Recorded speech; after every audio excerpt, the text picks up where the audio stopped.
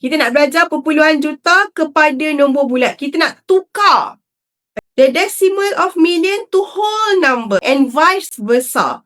Formula dia adalah kalau perpuluhan juta nak pergi nombor bulat kena buat apa? Tengok anak pandah ni.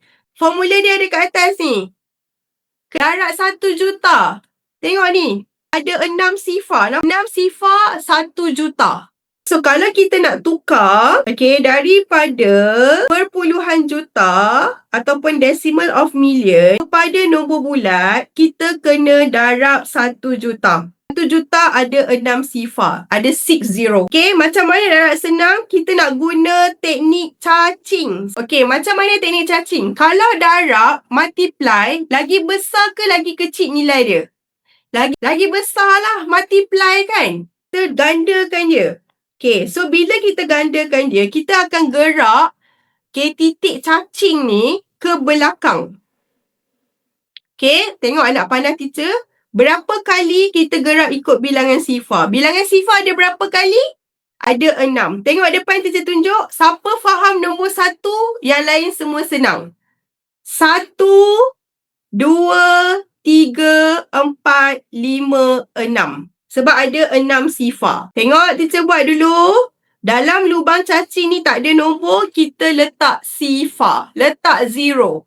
Jadi jawapan kita adalah salin je balik. Senang kan? Salin. Yang nombor 1 ni boleh salin. Kita buat dulu yang 1.05 ni korang. Sebab dia sama macam yang atas.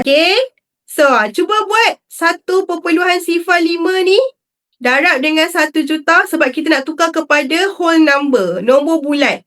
Decimal. Gerakkan cacing tu. 6 kali. 1, 2, 3, 4, 5, 6. Dalam lubang cacing tak ada nombor. Letak nombor kat situ. So berapa jawapan dia? 1.05. Boleh faham? Senang kan? DLP pun senang kan? Sama je 1.05 times dengan million. Cuma teacher punya formula tu bahasa Melayu. Cacing. Kan? Senang nak faham. Ada lagi tak soalan bawah dia? Ada. Ada yang ini terbalik. Kalau dia cakap vice versa ataupun terbalik kan, sebaliknya. Kalau kita nak buat terbalik pula korang, daripada nombor bulat kepada pecahan perpuluhan juta. Operasi apa nak kena guna? Bahagi 1 juta. Saya nak pasal satu tips. Kadang bila teacher tunjuk kali pertama, mungkin ada yang tak faham. Bila awak tak faham, awak bertenang dulu. Sebab teacher nak tunjuk kali kedua. So, mungkin kali kedua awak faham. So, awak jangan macam, tak faham. Nanti awak belajar stres. So, ikut step teacher tengah tunjuk. Teacher akan ulang 2-3 kali ni. Perasan tak teacher ulang banyak kali ni? Sebab saya tahu ada orang, ajar sekali tak faham. Ajar 2 kali faham. Tunjuk kali ketiga, soalan kedua, lagi faham. Gitu. So korang, kalau terbalikkan pula kita kena buat apa? Kalau terbalikkan kita kena buat apa? Ni dia bagi nilai kat sini korang. Ni nilai kat sini. Kita kena buat apa? Yes! Good job! Bahagi 1 juta guys.